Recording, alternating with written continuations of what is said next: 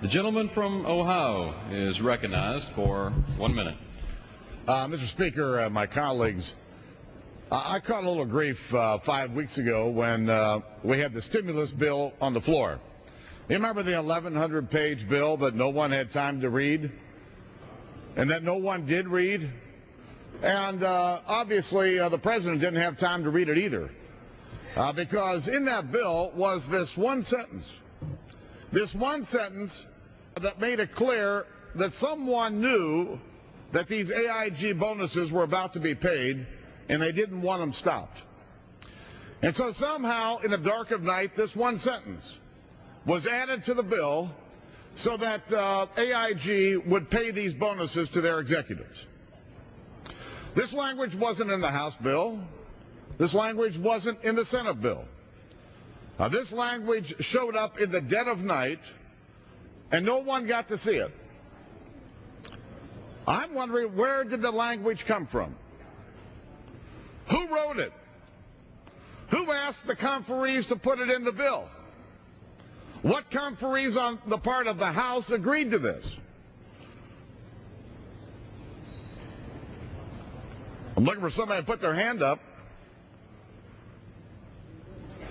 That's the whole issue.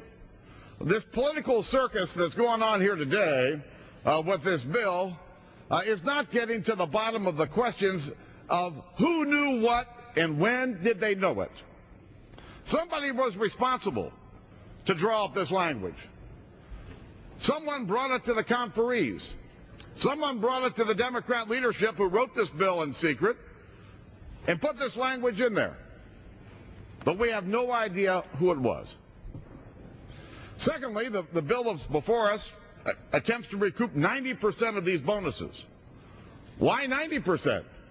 The American people are outraged. I'm outraged.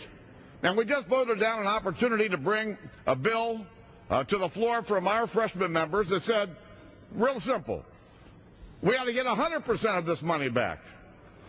We get 100% of it back because the Treasury Secretary has the ability to get it all back. The administration has the ability to get it all back. Why don't we just get it all back? And why are we bringing this bill to the floor today to give members political cover when, in fact, the Treasury Secretary has the authority, the administration has the authority to get all of it back? But no, that got voted down. Our bill would have been a better bill. And thirdly, our colleagues, Mr. LaTourette and Mr. McConnell, have introduced a resolution of inquiry to get all of the documents surrounding communications between the Treasury, the Fed, and AIG to understand who was in the middle of this conversation. People have known about this for months, and yet we just found out about it over the last 48 hours. And so we want this resolution of inquiry to be passed by the committee. We want to get to the bottom of all of this. But in the meantime, do we have to have this political charade of bringing this bill out here? I don't think so. I think this is a bad bill with bad consequences. We didn't see the bill until last night. Nobody in the committee marked it up. Nobody debated it. And nobody understands the consequences of what we're about to do. How can we possibly vote yes on a bill like this? Now yield back. Gentleman yields back.